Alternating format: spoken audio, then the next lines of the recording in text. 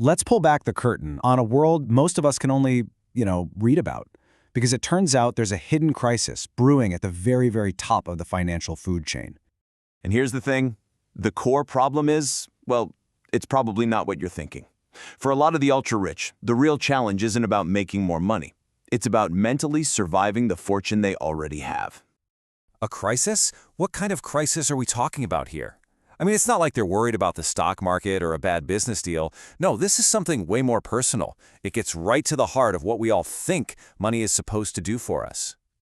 We all have this fantasy, right? That having billions means total freedom, zero problems. But for so many, the reality is the complete opposite.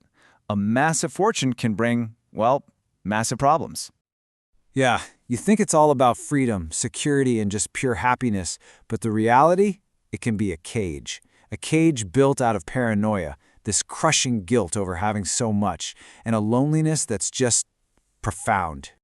Think about it. Suddenly, you have to ask yourself, who can I actually trust? Your friends? Even your own family? Do they love you, or do they love your bank account? Just that question, that constant pressure, is enough to break families apart and leave you totally isolated. So, this is where things get really interesting. To handle all this emotional weight, the super rich don't call their financial advisor. Nope, they call someone else entirely, a very unique kind of expert. They bring in what's called a wealth psychologist. And let's be clear, this isn't about spreadsheets or tax loopholes. Their job is to be an emotional infrastructure manager. What does that mean? It means they're there to protect the mind of the person running the show. Look, we all get it. Money builds empires. But this kind of psychology, It protects the person building the empire.